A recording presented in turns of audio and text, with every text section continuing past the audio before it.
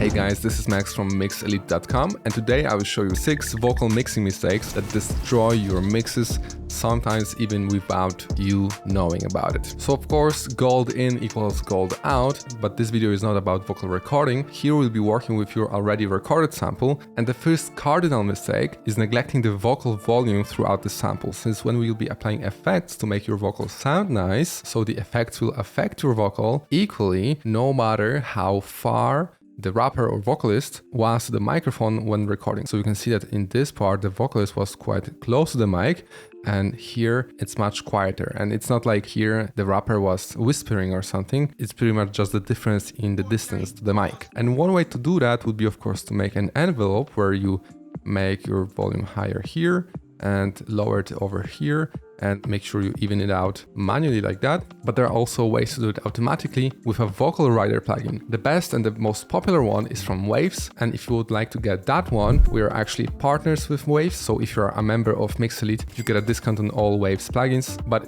if you use FL Studio, inside Patcher, there's a plugin called Vocal Rider as well, and it works very similar. You can leave it in default and consolidate the sample with Control Alt and C, similar to freezing in Ableton. And if you normalize the sample, you can see that we got much more even sample compared to this one over here, right? If you'd like to make it even more straight, you can increase the sensitivity. Also, if you'd like to do that manually, you can just apply any gain automation in Ableton via utility, or in FL, you could edit sample and go here to volume envelope and try to play around to make it more even.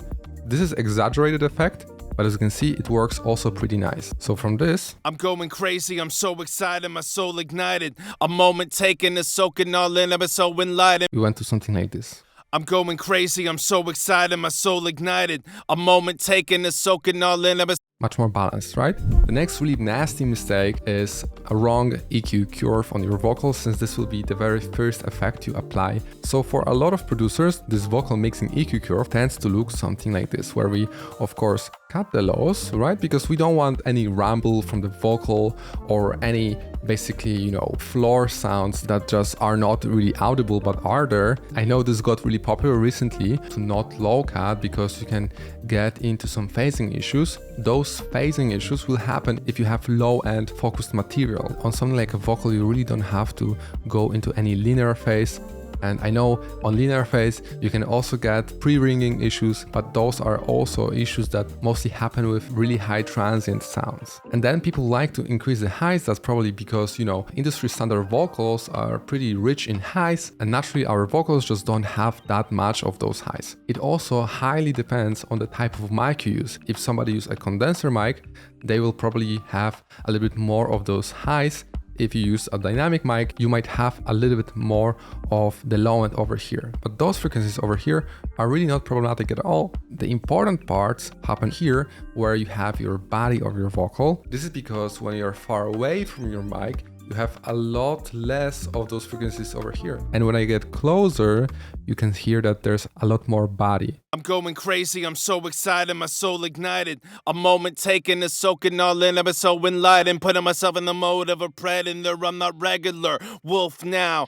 More ADM-ish vocals will probably have a little bit more of the highs. If you're doing some, hip hop, you'll want to have a little bit more body to be a lot more in front of the face of your listeners. Also, you don't want to go lower than 100 Hz. That's because you'll immediately start to sound more sort of like I sound right now. And when I start to take out the low end and maybe a little bit increase of the highs, it starts to sound a little bit more sort of like, a vocal on a song, right? So that's why you don't want any of this low. You can also see immediately how much of this unwanted sub we have. So if we do this, this would sound more sort of like a voiceover and podcast, right? That's why we cut it out. But if we go a little bit too high, we'll start to have much thinner vocal, which is not cool at all, especially for your main vocal. For stuff like backing vocals or ad-libs, this is perfectly fine to not have this body, right? That's why most of the producers will have this kind of low cut over here. I'm going crazy, I'm so excited, my soul ignited. A moment taken to soaking all. This vocal over here was recorded pretty far away from their mic. That's why we don't really have a lot of this low end, and we also don't have a lot of this body, right? The most audible are highs. That's why you don't want to always put this kind of curve on your vocals. You also want to listen to how your vocal will sit in the instrumental. If you want to do a quick rough mix, you can just cut out the lows to make sure you don't have a podcast-like sound, and then just play around with your body to try out on your instrumental whether it sounds better with a little bit more highs like that, or a little bit more body like this, or just leave it flat. Maybe your recording is already perfectly balanced, right? Also, if you're working with artists remotely, you never know for sure if they didn't already use some kind of hardware EQ when recording, right? Next big mistake is usually about over-compressing your vocals. So if you take your compressor and lower the threshold, let's say, to whatever amount, and then increase the ratio to 100%. I've wrestled with my demons for years. Now they're getting murked. Come against me and my competitors. It will pretty much work as a limiter, and there's nothing wrong about the ratio itself. It's always pretty good idea to start with really soft compression. So about 2:1, so half of the volume will be taken down, or 3 to 4, and then just increase it if it still sounds better, right? But not actually the ratio is the most problematic one, the threshold is. And if you overcompress, I'm going crazy, I'm so excited, my soul ignited. A moment taken. This will make all the achs and ochs and all this clutter from the bottom like this. This will be picked up a ton. Of course, you can, automate the volume of those och and achs, but it's not always necessary if you set your threshold and ratio properly. I honestly don't mind going with really, really harsh compression or even limiting, as long as my threshold is properly set up. So a really good rule of thumb is to set your threshold as low as the quietest word is in your lyrics. So all of those peaks over here are kind of like accents, right? If you don't want to lose them, basically, if you want to have the dynamic range of those accents, then you will use a little bit softer ratio. So let's say you've set the threshold a little bit lower than the lowest word in your vocal. All of those accents will be less audible, basically. Against me and my competitors, got a lesson learned. And now without. Against me and my competitors, got a lesson learned. This is the worst scenario, right? Where we have no compressor at all. So basically all of those accents are piercing our ears. And let's say now with 3:1 ratio. Against me and my competitors, got a lesson learned. This is pretty cool already, and you could definitely leave it as it is. The main reason behind setting this threshold properly like that is to make every single word from the lyrics equally audible, so everybody can understand them and it's not like those accents pierce our ears. Also, a lot of people neglect the attack and just leave it at 0, which is perfectly fine for most of the part, but especially for rap vocals, it's actually useful to check how your vocal would sound if you would have the compressor attack to a lot slower, like 30 or 40 milliseconds, and then lowering the threshold to boost the effect a little bit. Against me and my competitors, got a lesson learned. Against me and my competitors, got a lesson learned. Let's consolidate to see how it looks.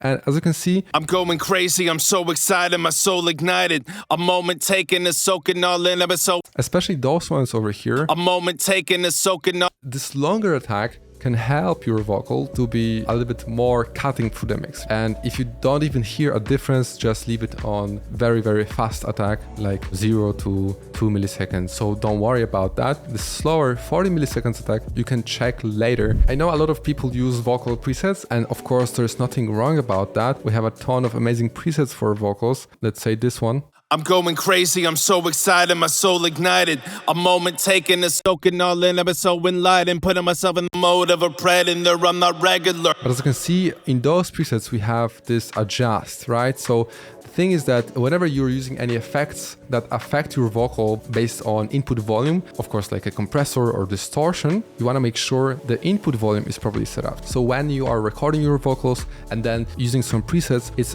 always worth normalizing your samples or just boosting the volume, so not only the compressor has easy time to work. I'm going crazy, I'm so excited, my soul. You have so much room to set up your compressor, and also if you're using some kind of saturation, some plugins work differently differently from 0 to 50 and then differently from 50 to 100%. So if your vocal is too quiet to hear any distortion effect, you would need to crank up your distortion to even hear any effect, and this can perhaps introduce some unwanted noise. So I would call it neglecting gain staging, or simply neglecting the input volume on your vocal, so how loud it starts to get processed in the mixer. Now this is the worst mistake you can ever make to your vocals, and a great example you can actually hear in our vocal presets. This is without. Going crazy, I'm so excited, my soul ignited. With. A moment taken and soaking all in, I'm so enlightened. You can hear the wet effects, especially reverb here, but it doesn't blur the vocals. It actually hides in the empty spaces. So for example here. Soul ignited, a moment taken is soul ignited, a moment taken is. This is not something very quick to set up. You can of course download a free version of those vocal presets down in the description below. But instead of simply, let's say, applying a reverb on your vocal like that. Moment taken is soaking all in, I'm so enlightened, putting myself in the mode of a predator. I'm not regular wolf now. I can handle these. Of course you want to add a low cut, right? So you don't have this low and mad in your vocal. This is a big mistake as well, not low cutting your reverb, but also just slapping reverb on your vocal, and I see still so many people do it. Instead, just take your reverb, put it on another mixer track and route your vocal also to this reverb. In Ableton, you can just group and create another empty chain. Then after the reverb, we apply a simple compressor in sidechain mode from EQ'd and compressed vocal, and then you can set the ratio of your compressor to something like 6:1. Moment taken is soaking all in, I'm so enlightened, putting myself in the mode of a predator. I'm not regular wolf now. I can handle. Moment taken is soaking all in, I'm so enlightened, putting myself in the mode of a predator. I'm not regular. In Ableton, you would do exactly the same thing, apply compressor after the reverb and sidechain it from your vocal. It can be pre or post effects. So this process is called sidechained reverb, and it's one of the most important parts of making your vocal sound great. And this is how it would sound like without this process. Moment taken is soaking all in, I'm so enlightened, putting myself in the mode of a predator. And this is after. Putting myself in the mode of a predator. I'm not regular. And last mistake, probably the most common, is not making your vocal sit right in the mix. I'm going crazy, I'm so excited, my soul ignited. A moment taken is soaking all in, I'm so enlightened, putting myself in the mode of a predator. I'm not regular. So everything sounds good, but you just literally slap the vocal on top of the instrumental and called it a day, basically, right? We want some kind of mutual work between vocal and your instrumental. That's why we'll take the same vocal signal, you route it to your reverb. I have it over here, it's called vocal signal. And we go over to your melody loops, so your instrument bus, or basically all the musical elements in your track, and just sidechain it, meaning that we route it and take it down. Then there are a few ways how to do that. You can just apply simple compressor and use it in sidechain mode from your vocal signal. I'm going crazy, I'm so excited, my soul ignited. A moment taken is soaking all in, I'm so enlightened, putting myself in the mode of a predator. I'm not regular wolf now. I can handle. So whenever your vocal is playing, it will do something like that, right? Ideally, we would just like to take those frequencies of your vocal and apply them to work like that on your melody loop. I have a full tutorial on how to do that exactly. Most common is probably using Track Spacer. Basically, you just do the sidechain over here and make it work anywhere from 8 to 20%. I'm going crazy, I'm so excited, my soul ignited. A moment taken is soaking all in, I'm so enlightened, putting myself in the mode of a predator. I'm not regular wolf now. I can handle these cold temperatures. I wrestled with my demons for years. Now they're getting murked. Come against me and my competitors, get a lesson learned. Immediately sits much better in the mix, and inside our membership you get access to all of our courses we've ever released, all of the sound packs, weekly live calls, unlimited one-on-one in-depth feedback from our team on your music, and just for signing up you get access to a welcome bundle with hundreds of our best-selling samples, vocal mixing presets, templates, and of course our private community with our team active daily. If you liked this video and want to learn how to fit your vocal better in the mix, check this video next.